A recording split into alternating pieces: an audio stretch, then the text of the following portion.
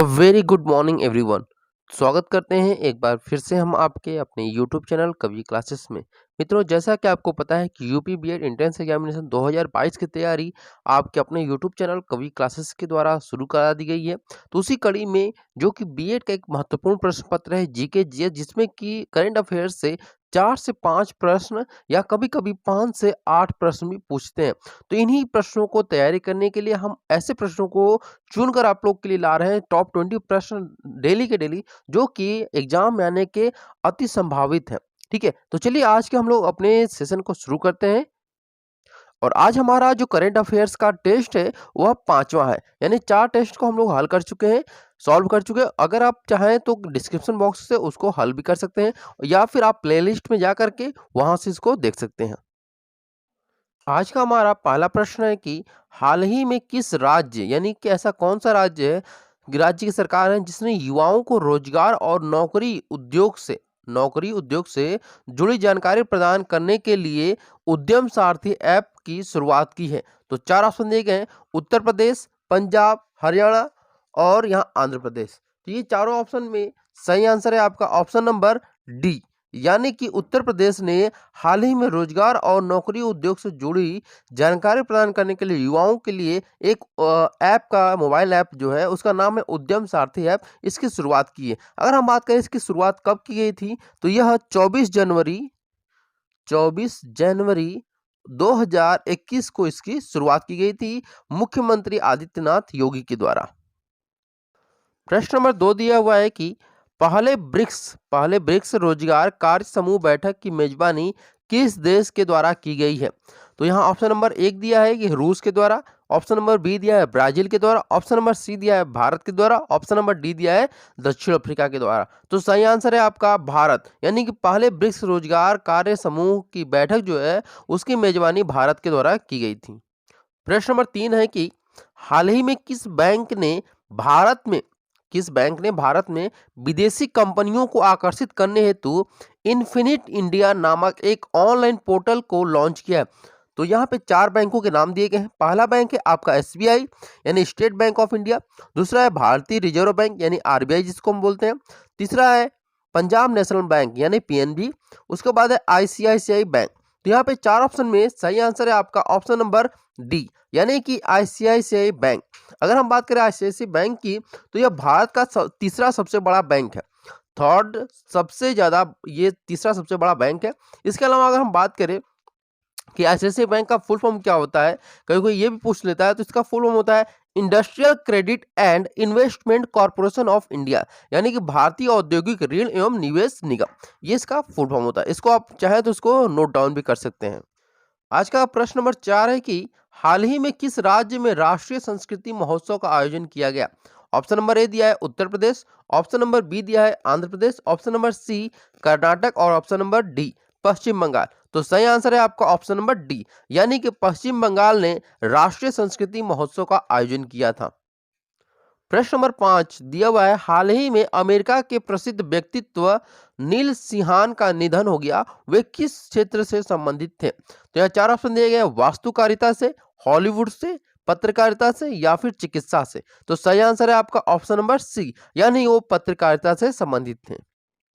प्रश्न नंबर 6 दिया हुआ है कि नवंबर 2020 में विश्व के प्रख्यात फुटबॉल खिलाड़ी डियोगो मैराडोना का निधन हो गया, वह किस देश से संबंधित थे। तो 4 ऑप्शन दिए गए: पुर्तगाल से, ब्राजील से, फ्रांस से या फिर अर्जेंटीना से। तो इन चारों में जो सही आंसर है आपका ऑप्शन नंबर डी, यानी वो अर्जेंटीना से संबंधित थे। और इन्होंने ही सन 1886 में इन्होंने अर्जेंटीना को फुटबॉल का विश्व कप, जिसको बोला जाता है फीफा वर्ल्ड कप, इनको जितवाया था। किसको? अर्जेंटीना को। अब आते हैं प्रश्न नंबर 7 पर। प्रश्न नंबर 7 दिया हुआ है कि अरुणोदय योजना का संबंध किस राज्य से है। गुजरात से, अरुणाचल प्रदेश से, असम से या फिर त्रिपुरा से। तो सही आंसर है आपका ऑप्शन नंबर सी, यानी कि अरुणोदय योजना जो है वह असम राज्य से संबंधित है।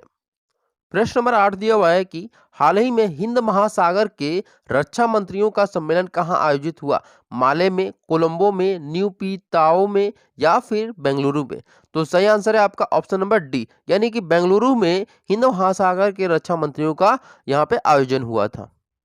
प्रश्न नंबर 9 का यहाँ प्रश्न नंबर 9 है कि हाल ही में किस राज्य ने आर्थिक और सामाजिक रूप से महिलाओं को सशक्त बनाने के उद्देश्य से आसरा योजना की शुरुआत की है? ध्यान दीजिएगा, आसरा योजना की शुरुआत कौन से राज्य ने की है? तो ओडिशा ने किया है, आंध्र प्रदेश ने किया है, मध्य प्रदेश ने या फिर तमिलनाडु ने। तो देखिए आसरा योजना बहुत सारे लोगों ने चलाया है, जैसे राजीव गांधी आश्रम योजना हो गया या फिर मध्य प्रदेश का आसरा योजना। लेकिन यहाँ पर सिर्फ और सिर्फ आसरा योजना की बात की गई है, तो सही आंसर है आपका ऑप्शन नंबर बी, यानी कि आंध्र प्रदेश ने आसरा योजना की शुरुआत की है। प्रश्न नंबर 10 दिया हुआ है कि वर्तमान में फिक्की के अध्यक्ष कौन है? उदय शंकर है, अजय सिंह है, शोभा मंडल है या फिर राजेश बिंदल है? तो सही आंसर है आपका ऑप्शन नंबर ए, यानी उदय शंकर वर्तमान में फिक्की के अध्यक्ष हैं। प्रश्न नंबर 11 दिया हुआ है, अप्रैल 2021 में जलवायु परिवर्तन पर 30वीं बेसिक मंत्री स्तरीय बैठक की अध्यक्षता किस देश के द्वारा की गई थी? ऑप्शन नंबर ए दिया है फ्रांस के द्वारा, ऑप्शन नंबर बी है ब्रिटेन के द्वारा, ऑप्शन नंबर सी है न्यूजीलैंड और ऑप्शन नंबर डी है भारत के द्वारा। तो सही आंसर है आपका ऑप्शन नंबर डी, यानी कि भारत के द्वारा अप्रैल 2021 में जलवायु परिवर्तन पर 30वीं बेसिक मंत्री स्तरीय बैठक की अध्यक्षता की गई थी। प्रश्न नंबर 12 दिया है कि नर्मदा नदी के ओंकारेश्वर बांध के जलाशय पर निर्माणाधीन विश्व के सबसे बड़े फ्लोटिंग सोलर प्रोजेक्ट की क्षमता कुल कितनी मेगावाट है? ऑप्शन नंबर ए है 450 मेगावाट, ऑप्शन नंबर बी है 350 मेगावाट, ऑप्शन नंबर सी है 500 मेगावाट, ऑप्शन नंबर डी है 600 मेगावाट। तो सही आंसर है आपका ऑप्शन नंबर डी, यानी कि 600 मेगावाट है इसकी। ठीक है, अगला प्रश्न है आपका प्रश्न नंबर 13 दिया हुआ है कि स्वामित्व योजना की शुरुआत किस देश के द्वारा हुई थी? कब हुई थी, यानी कि डेट बताना है आपको। तो ऑप्शन नंबर ए दिया है 24 अप्रैल 2020 को, 24 अप्रैल 2021 को, 24 फरवरी 2020 को, 24 फरवरी 2021 को। तो यहाँ पे चार ऑप्शन में से सही आंसर है आपका ऑप्शन नंबर ए, यानी कि 24 अप्रैल 2020 को स्वामित्व योजना की शुरुआत हुई थी। अगर हम बात करें कि इस योजना की शुरुआत क्यों की गई थी, तो इसका जो शुरुआत है वह हमारे देश के प्रधानमंत्री नरेंद्र मोदी जी के द्वारा की गई थी। और नरेंद्र मोदी, यह जो योजना है स्वामित्व योजना, इसका पूरा नाम है प्रधानमंत्री स्वामित्व योजना। और इसके अंतर्गत गांव में रहने वाले जितने भी लोग हैं वह अपनी जमीन के प्रॉपर्टी कार्ड के लिए आवेदन करने की उनको कोई भी जरूरत नहीं होगी। यानी इस योजना का जो मकसद है वह है कि हमारे देश में जितने भी गांव हैं, उन गांव के जितने भी लोग हैं उनको आवासीय जमीन का मालिकाना हक देना ही इस योजना का लक्ष्य है। प्रश्न नंबर यहाँ पे दिया हुआ है 14 कि वर्ष 2030 का एशियाई इस खेल कतर की राजधानी दोहा में संपन्न होगा। यानी एक प्रश्न आपका तैयार होगा कि 2030 में एशियाई खेल कहाँ होगा, तो दोहा में होगा। ठीक है, कतर में होगा और कतर की जो राजधानी है दोहा में होगा। अब यहाँ प्रश्न है कि इसी क्रम में 2034 का एशियाई खेल कौन सा देश मेजबानी करेगा? तो चार ऑप्शन दिए गए, बैंकॉक थाईलैंड, रियाद सऊदी अरब, बीजिंग चीन, नई दिल्ली और भारत। तो यहाँ पे सही आंसर है आपका ऑप्शन नंबर बी, यानी कि रियाद सऊदी अरब 2034 की एशियाई खेलों की मेजबानी करेगा। अब आते हैं क्वेश्चन नंबर 15 पर। प्रश्न नंबर 15 दिया हुआ है कि हाल ही में प्रसिद्ध शास्त्रीय ख्याल शैली के गायक पंडित राजेंद्र मिश्र का निधन हो गया, यह किस घराने से संबंधित है? ऑप्शन नंबर ए किराना घराने से, ऑप्शन नंबर बी बनारस घराने से, ऑप्शन नंबर सी लखनऊ घराने से, ऑप्शन नंबर डी ग्वालियर घराने से। तो यहाँ पे 15 में से का जो क्वेश्चन है उसका सही आंसर है ऑप्शन नंबर बी, यानी कि वह बनारस घराने से संबंधित थे।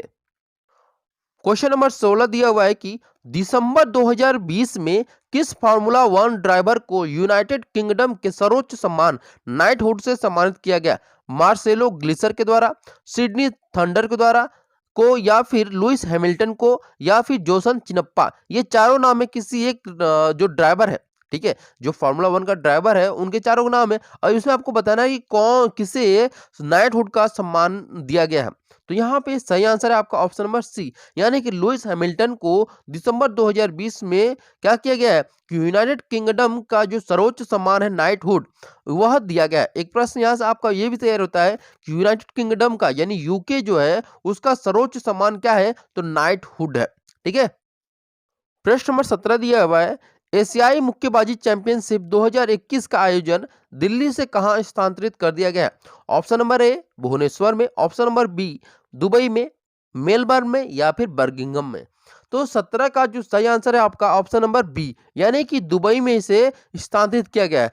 क्यों स्थानांतरित किया गया? क्योंकि यहाँ पर कोविड के जो मामले थे वो बहुत ज़्यादा दिखाई दे रहे थे, इसीलिए बहुत सारे जो टूर्नामेंट थे, चाहे वो क्रिकेट का हो, विश्व कप हो, टी20, आपने देखा भी होगा कि भारत इसको आयोजित करने वाला था, लेकिन बाद में ओमान और यहाँ पे यूएई के द्वारा इसका आयोजन किया गया था। तो इसी प्रकार से जो एशियाई मुक्केबाजी चैंपियनशिप 2021 का आयोजन है वो अभी दुबई में किया जाएगा।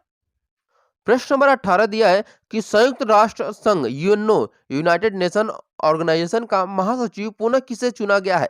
एंटोनियो गुटेरेस को, अमिताभ चौधरी को, ब्रेट क्लॉथियर को या फिर जीन लिकुन को? तो इन चारों में सही आंसर है आपका option number A, Antonio Guterres को फिर से यूएनओ का महासचिव चुना गया है। प्रश्न नंबर 19 है कि अंतर्राष्ट्रीय ओलंपिक समिति यानी कि इंटरनेशनल ओलंपिक कमेटी के वर्तमान अध्यक्ष कौन है? वेंकटेश प्रसाद, स्टेफानोस सिपास या फिर जोफ अलार्ट्स या फिर option number D Thomas Bach? तो इनमें सही आंसर है आपका ऑप्शन नंबर डी, यानी कि थॉमस बाक यहाँ पे आईओसी के वर्तमान यानी करेंट प्रेसिडेंट है।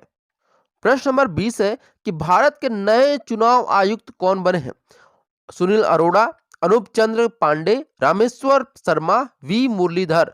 तो इनमें सही आंसर है आपका ऑप्शन नंबर बी, यानी कि अनूप चंद्र पांडे को भारत का नया चुनाव आयुक्त चुना गया है।